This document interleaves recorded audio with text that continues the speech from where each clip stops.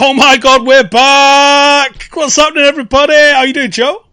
I'm really good. How are you doing? I'm actually buzzing, to be honest. Yeah, because do you know why I'm buzzing, Joe? Why? Because we're doing the fixture list, and it is one of my favourite. It's not the same doing it like this, but it is one of my favourite shows that we do.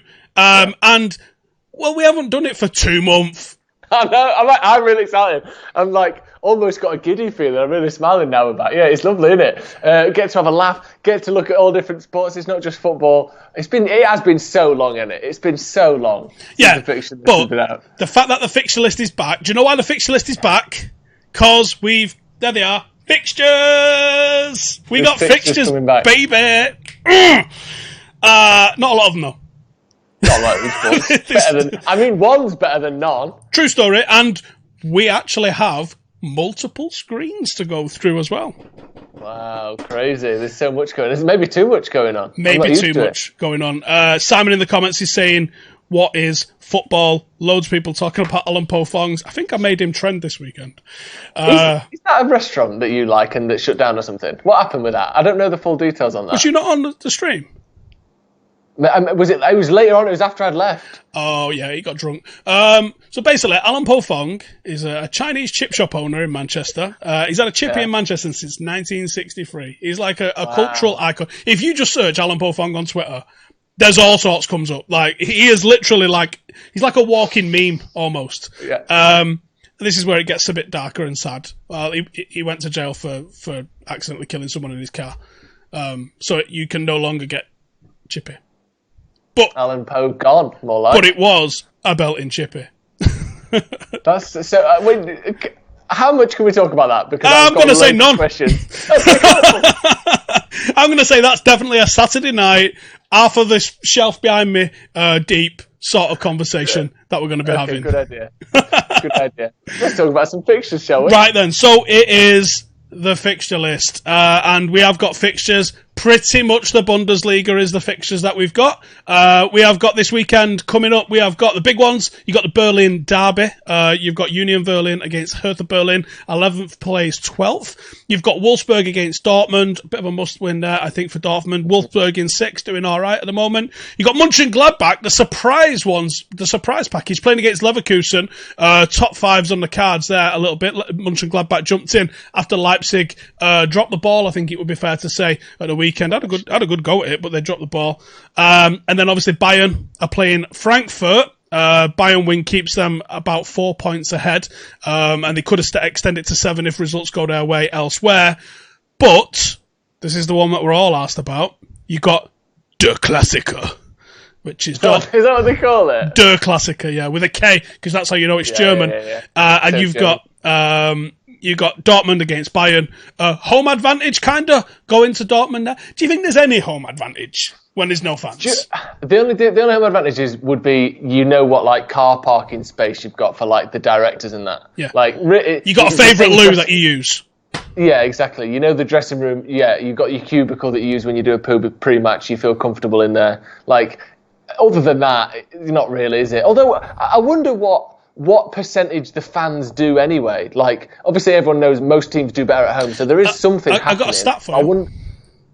Hit me. Right. 51% of teams win their home games. What? The average home game win ratio is 51%, which when you consider it's not a binary result, there's 3, it's a tertiary result. You can have win, lose, draw. 51% of home matches are won by the home team.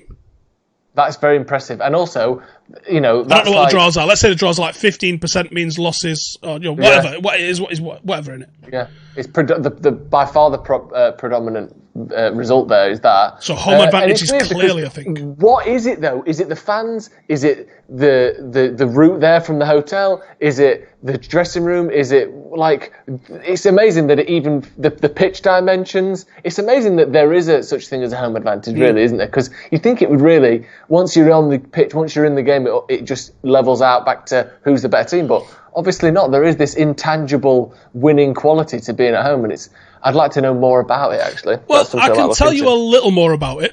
Go on, then. And which I don't know. Again, I don't know the causes behind this, but I know that this is the thing, which is when they've done tests on people, your testosterone decreases when faced with a hostile opposition crowd, and it increases your testosterone when that crowd is on your side. So actually, Joe, when the crowd's getting on a home team's back, not a good thing. So support, I don't know, maybe it's the shit like 70,000 people screaming probably fires off all sorts of like hormones inside your body, I imagine. But yeah, that's something that I do know, is that your testosterone decreases a little bit. It's probably like 1%, maybe not even. Yeah. I wonder if there's like a sort of placebo effect to it as well, where it's kind of in your head, we're away, this is going to be tricky, or we're at home, we've got a better chance, and both teams sort of knowing it plays into it and maybe sort of exacerbates it, because it does seem strange, doesn't it? But like I said, 51%, that's pretty convincing. Measurable, clearly measurable in terms of what actually goes on. So yeah, absolutely fascinating. So it's going to be interesting to see if there is any home advantage. One thing I've noticed with watching the bits that, I'm obviously only as of last weekend an ardent Bundesliga fan, but prior to that, like all of us, prior to that, dipped in and out like everybody else. What I do know about them is Dortmund remind me of like a 1996 Newcastle. Like they'll attack you, and they'll probably let you score 2 or 3, but they might score 6. But they've got some great strikers. They've got Haaland, aka Les Ferdinand, and they've got loads of excellent players going in. So just one final thing on the home thing. This might be like a unique time to judge how much the crowd itself plays a part in a home advantage, because this has never happened before in top flight football. But is the sample size too small, maybe? Well, it's 10 games each for what will be probably 200 games across Europe, so it's not the greatest sample size, but it's not zero. Yeah, but you've also got interesting to see the intangible of how many people have got the Rona, what's the mental impact, because there was no intensity, was there? That was the one thing I noticed watching the league this weekend, was there was just almost zero intensity going on. Just nothing. Just flat. Especially the Mönchengladbach-Frankfurt game, which I thought might have been one of the worst games of football I've ever seen. I didn't see that one. Was it bad? I watched the Dortmund game, and that Haaland finish was lovely, wasn't it? That was a lovely finish. It was the movement for the goal, I thought. The movement, it was crossed in by Hazard, wasn't it? It's the movement of Brandt and Hazard around each other. That it looks like it was a move that they've worked on in training. It doesn't like it was entirely off the cuff. People start running based on other people's movement. I thought that was great. But the cross and the acceleration from Haaland to get on the end of it, he had no right to get on the end of that. That's a shit cross. Yeah. But for Haaland just going, boh. And the way he puts it in as well was like, this is the finish of he finished it like the ball was on the line and he just poked it in. When really it was a brilliant finish. That's like, it's just the confidence and the fluidity. It's here it is, there it is, easy. Like every time his finishing's just unbelievable, isn't it? He's a scary prospect, isn't he? Let's be honest. He is such a scary prospect. Right, so the last Klassiker, it was in November, and it ended 4-0 to Bayern. Dortmund have only won 2 times in the previous 7, with Bayern winning the other 5, quite one-sided. It's going to be any different. But I thought Bayern were a bit shit this weekend. But anyway, first game back, cobwebs. That's why I'm not looking forward to United playing Spurs, but we'll get into that in a minute. The previous derby at the Westhafen Stadium saw Dortmund win 3-2. Lewandowski brace cancelled out by a 73rd minute winner from Alcacer, and a brace from Marco Reus, who is unavailable, according to reports, following a foot injury, which might keep him out for the rest of the season. He's been plagued with injuries almost like no one else, hasn't he, Reus? And the way he always comes back from them is quite impressive, really. But here's my theory with this. What Dortmund do, I reckon they'll win this game, and then you'll think, right, they're on for the title, they're 1 point behind them, and then they'll lose to Mönchengladbach, and then they'll lose to Leverkusen. They lose to crap teams and beat good teams. They've got that kind of thing going on where they just, you think they're going to do it, and they just can't do it. Yeah, exactly. Sounds depressingly familiar, that. It does, doesn't it? Right, so football is potentially coming back to everywhere. Boop. Premier League. Project Restart. Who come up with that name? And can I ask a question? How much money has the photographer who took that picture made? I can't see it, but I'm going to guess Is it mask leaning up against football? Correct. Yeah, it's my favourite picture of lockdown. It's my favourite COVID picture because it's right on the borderline of insensitive. Why are we doing this? It's too on the nose, but it's been used. It's perfect for news. Every news agency just went, "Oh yeah, that tells me exactly everything I need to know." Yeah, exactly. Fantastic. Yeah, so I hope that he's licensed that and he's not just got paid to like make it once for someone, and because he should be on a yacht in the Bahamas once lockdown finishes. With that. Anyway, so the Premier League, as you know, are completely desperate to complete a season and avoid a potential £672 million rebate on the broadcast income, which is so transparent now because today they called off the Women's Super League. I was just going to mention that. Like, it's about the integrity of the game. We've got to get football back. It's for the morale of the ladies. The women don't make any money. Clear off. Yeah, and like the FA Cup's got less fixtures than one round of Premier League weekend left to play, and they're talking about scrapping that because it don't really make much. Annoying. It's ridiculous, isn't it? Yeah. Obviously, loads of people's jobs depend on football's return. That's the Premier League's argument. Mm-hmm. Okay. Including further down the football pyramid. Although I think that they're paying lip service to that. I don't think there's anything actually going down into the pyramid. And if this is going to last a potential year of no fans at stadiums, United might survive this. Arsenal, Chelsea might survive this. I don't know if Brentford and Leyton Orient survive this. I think there's going to be clubs who have got like a heavy 40-50% of their revenue coming through the gate are going to be well in the shit, I think, on this one. So the Premier League had their first round of testing over the weekend. 6 results came back positive across 3 different clubs. 4 of the 6 cases are public knowledge. There's 1 player and 2 staff members from Watford and Burnley's assistant manager, Ian Wone. Those are the ones that we've heard of so far. Burnley has said Wone was asymptomatic, which means he had no symptoms, which is kind of worrying, isn't it? That you can be like, oh, man, you got the Rona. And he'd be like, really? Ran a 5K today. Yeah, exactly. From the stuff I've seen, I think it's around 50 or potentially over 50% of people. There was tests in Scandinavia that they did. Potentially over 50% of people who contract it have no symptoms. So you can probably double the number of cases that have been reported. Even the people who think they've got it, double that figure. So it's probably a lot more people have had it than think they've had it. But it's good in a way that is asymptomatic. But yeah, it does make it scary, doesn't it? It's so silent.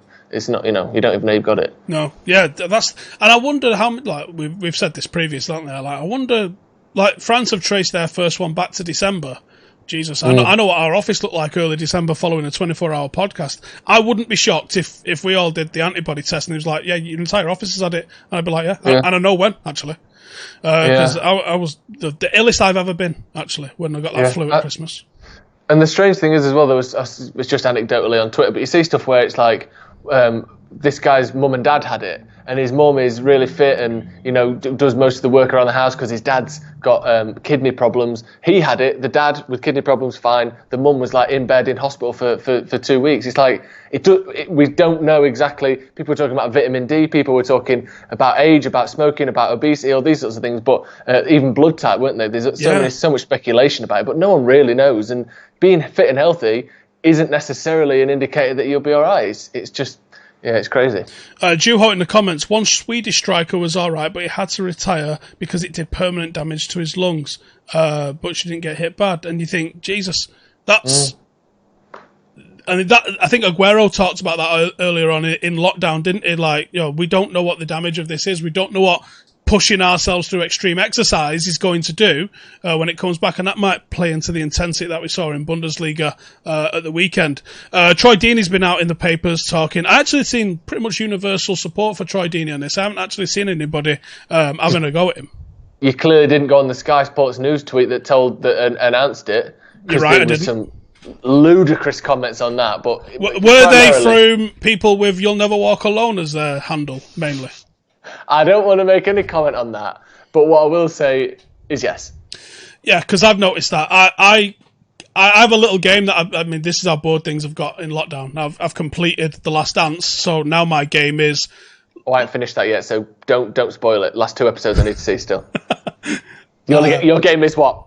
Okay, my game is wait to see any announcement in football regarding possible shutdown, lockdown, restart, etc., and go to the comments. And then when I go to the comments, I see someone kicking off with people, I see almost universal people going, why are we even trying? Let's just fuck it off. And then I'll see someone and I'll go, my spidey sense tells me this is a Liverpool fan. I'll click on it and it'll be like, 6 times or something like that in his bio. And I'll be like, fucking knew it. The thing is, though, right, and it's, it's funny to take the piss and all that stuff.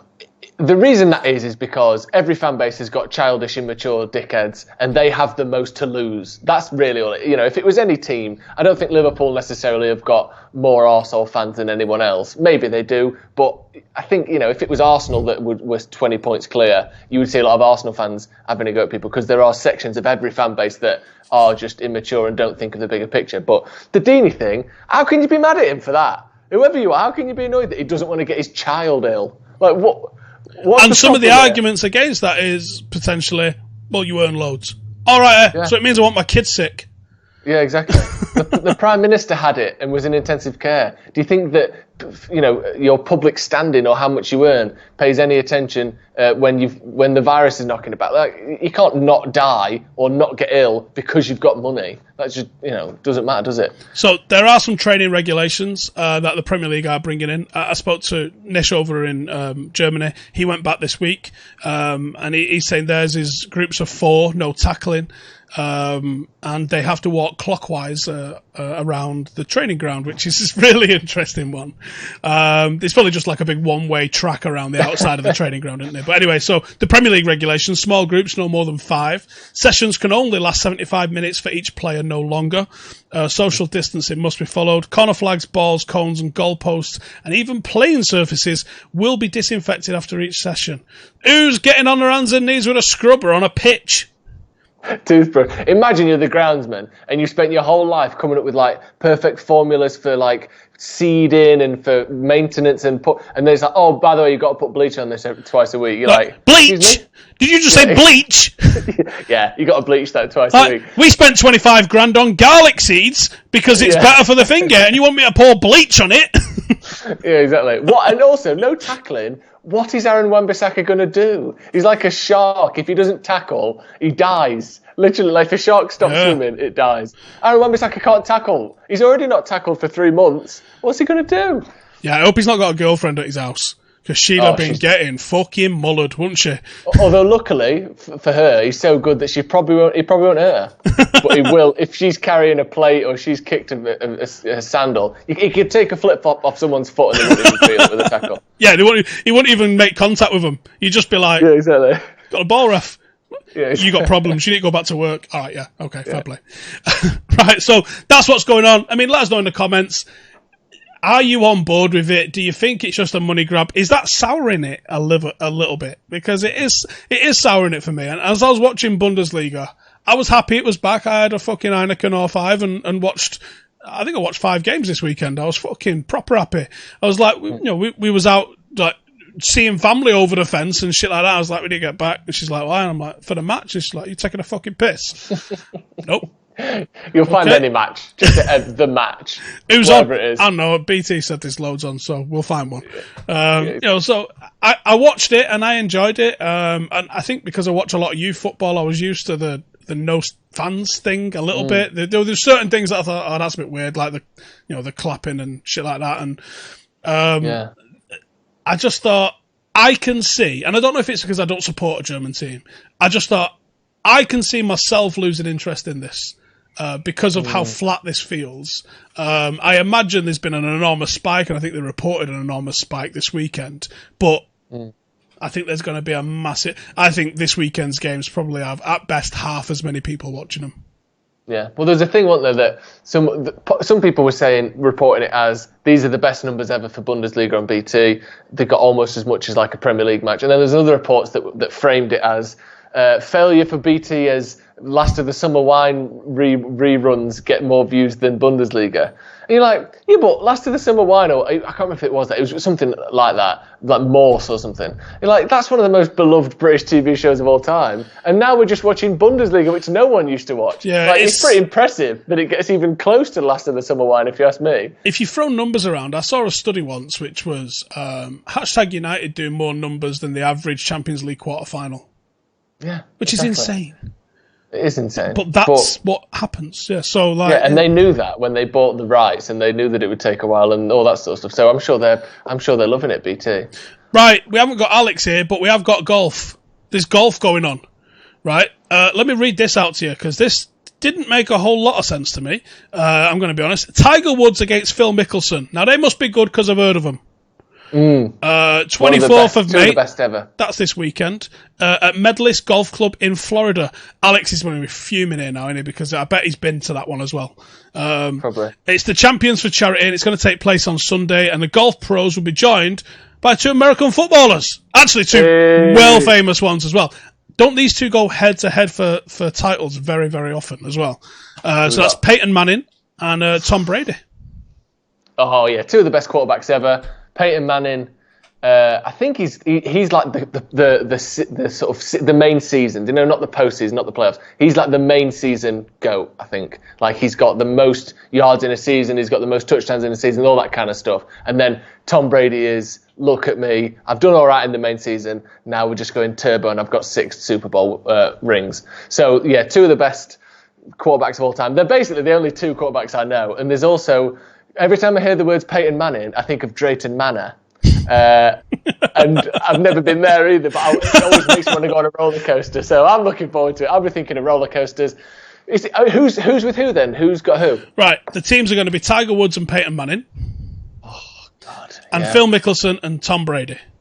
Unbelievable. So Tom Brady and Peyton Manning are believed to have had a handicap of 8 and 3.5 respectively. Now, for those who don't like golf or watch golf, like me, I do know what a handicap is, though. So a handicap of 8 means that if it takes you 70 to get round a golf course, I don't know if that's a thing, if that's like a regular figure. That's 2 under par on an average course, I think. Is it? I think so. Is a course meant to be like a set par, is it? No, they're not all the same, but I think around 72 I've seen that on courses before. Okay, so all right, so let's say 72 is the par for the average course. Tom Brady's getting round it in 80, which means his handicap is 8, which means he's 8 off getting it round in par. What's like Tiger Woods' handicap? Surely it's about -5 or something. Yeah, it's something like that, minus something. I'm not sure exactly how it works, but you think 0 would be the base, like the best you can have, but people can have, like, in theory, minus handicaps, I think. Also, I think the way it works is, so Tom Brady's is Alex 8. Alex plays off 1, doesn't he? Alex off the channel, you know him. Our little squirrel there, Alex. He plays off 1. He's pretty good. Yeah, he's very good. So Peyton Manning's 3, Tom Brady's 8, did you say? Yes. Okay, so that means that obviously there's 5 difference there. I think that means that they get shots off on the 8 most difficult holes, or do you know what I mean? I think it's the hardest holes that you get your shots back on. Do you know what I mean? You get basically a shot reduced or something like that. I don't know. Right. Anyway, so it's going to be an 18-hole match play. 4 ball will be the format on holes 1 to 9. Don't know what that means. The amateur player will be given a free handicap strokes on the 9. 1 handicap stroke for each par 3, par 4 and par 5 on holes to be identified by the committee. Modified alternate shot will be the format on holes 10 to 18. On every hole, each player will have to play from the teeing area. A ball will be chosen in play and strokes are played on an alternating basis until the hole is decided under the rules of golf. Great choice. Since this is golf, it was a great idea to use the rules of golf, wasn't it? I think they've smashed it there. Yeah, I mean, I was gonna suggest Cluedo, but on reflection, golf probably was the best thing to use. Yeah. So Warner Media and the golfers will make a charity donation of 10 million for the COVID-19 relief, and it is going to be on basically everything in America and also on the Bleacher Report app in the UK. It's worth checking out, isn't it? Something a bit different. Probably. I've got a hankering to play golf, which I haven't said in about 10 years. I got a set of golf clubs that were like 70 quid when I was about 12, and I was like, I'm going to get into golf, and then you hit it about 8 times. You're like, this is so hard that you stop playing. But I reckon I could play around at golf these days. You are a bit of a wanker, right? Yeah, so. Yeah, exactly. I played not one round. What did you call a course? A round. A round. Is it called a round? So it's not a hole. So it's not a round every hole.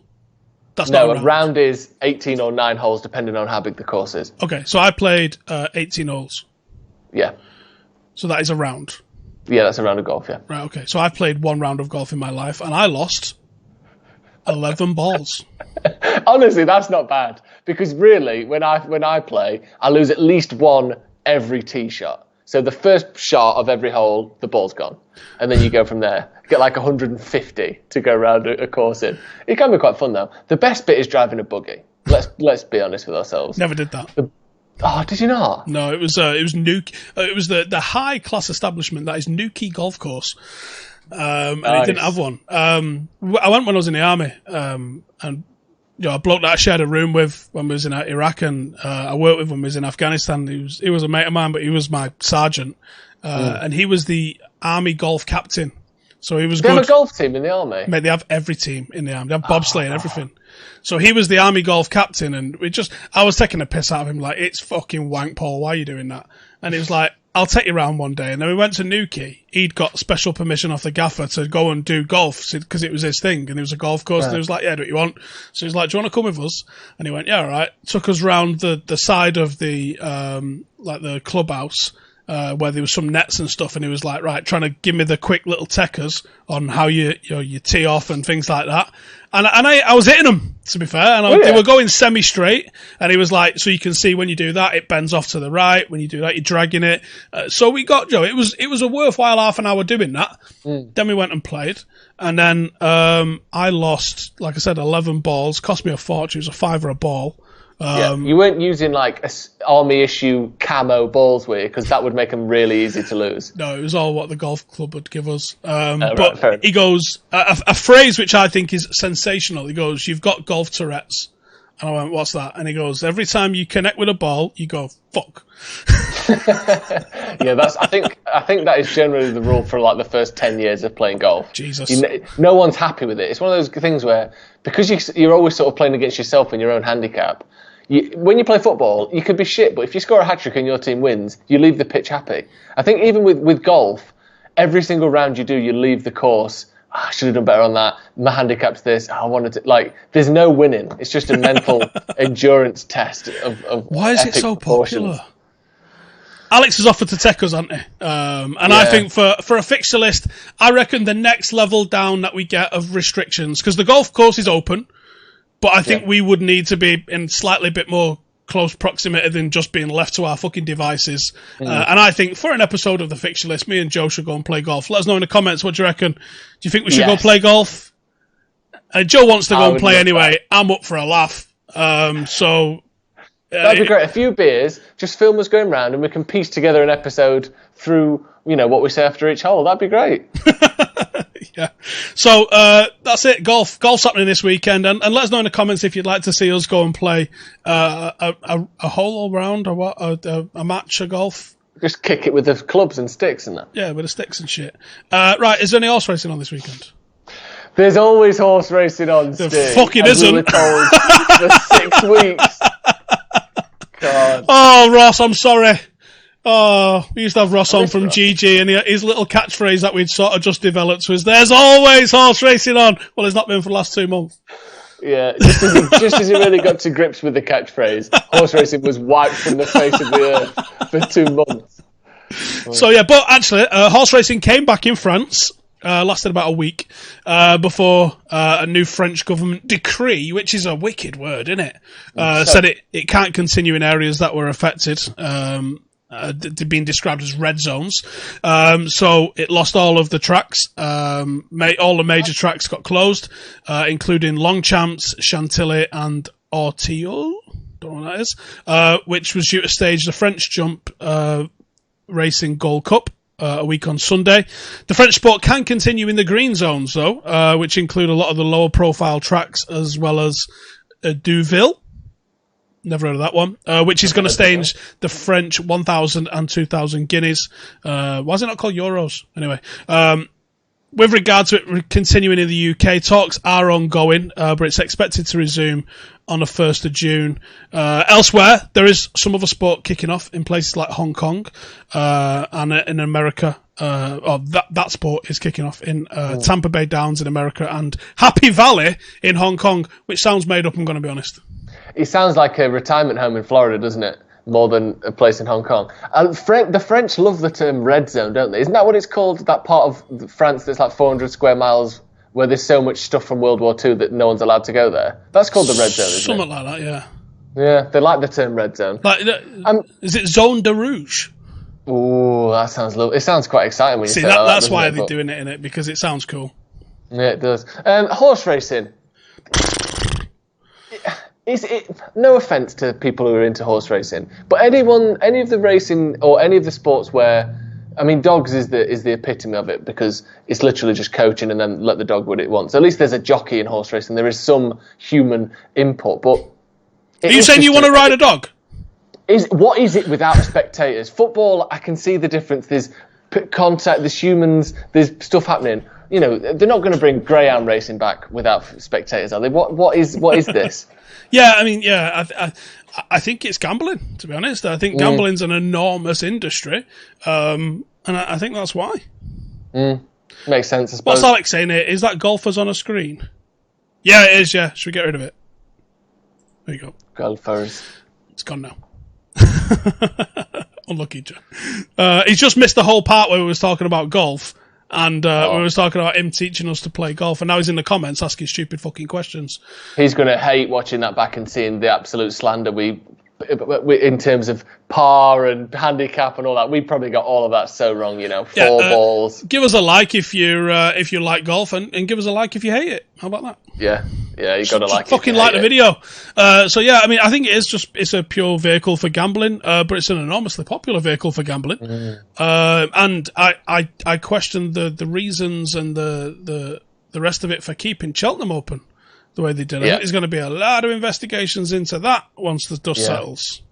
Yeah. Well, the thing with these sorts of things, though, whenever there are these sort of, you know, cataclysmic society-wide events like we saw with the 2008 market crash and all that sort of stuff. And X Factor. Generally, X Factor, people tend to get away with it, don't they? Do you know what I mean? When you do a small crime, they just go, you did it, you're in prison. When people do big crimes, they kind of go, you're bankrupt, you're not allowed to do this for a while, but you're all still fine. What happened? I stole 400 trillion.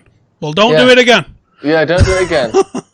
So I wouldn't be surprised to see no ramifications, but it did. At the time, it seemed stupid. We was doing this show. This is the last version of the show that we did, was Cheltenham, and we was going, why is this still fucking happening? I don't know. No one could see why it was happening, could they? It doesn't seem right. I've got an idea, though. I've just thought of an idea. Do you know, obviously with horse racing coming back, they still have to observe social distancing. Why not? Let's bring two, you know, to make sure the jockeys stay within 2 meters of each other. Give them little jousting poles. Oh yeah. So bring back jousting as a way to stop them getting close to each other. If they get too close, you get thrown off your horse in medieval fashion. Or it's like that times Road Rash, the famous Sega Mega Drive game from the 90s, where you can ride up alongside someone and fucking jab them off the horse. Now you've got a sport I'll watch. Yeah, same. Or put a little sort of a little fence around the horse and a little curtain, so it's like a big divan bed running down the track, and that way they can't bump into each other. They're like bumper carts, but they're made out of horses. I'm feeling it. I'd love that. I'm absolutely feeling it. Right, I think we're done for today. Cheers for tuning in, everybody. We might be bringing a fixture list back on a regular basis, unless the Rona manages to get everybody that's playing sport, in which case we'll see in a couple of fucking months. I got Smith of Smitherdy and Palmer's fame on the podcast. We're recording that tonight. That's going to be out tomorrow. So make sure to subscribe. Go check out what Joe's doing over on the Twitter. And if you've not already, honestly, 9 o'clock, 10 o'clock, 10 o'clock, isn't it? 10 o'clock. 10 o'clock on Friday night. You need to be going watching what Joe does on over on Stretford Paddock, because it's absolutely top. And it is a highlight of a weekend. Like, my bird would not watch any of my fucking content, but she watches him being a mad cunt on a Friday night. Go on, lads. Right, cheers for tuning in, everyone. We'll see you in the next one. Bye-bye.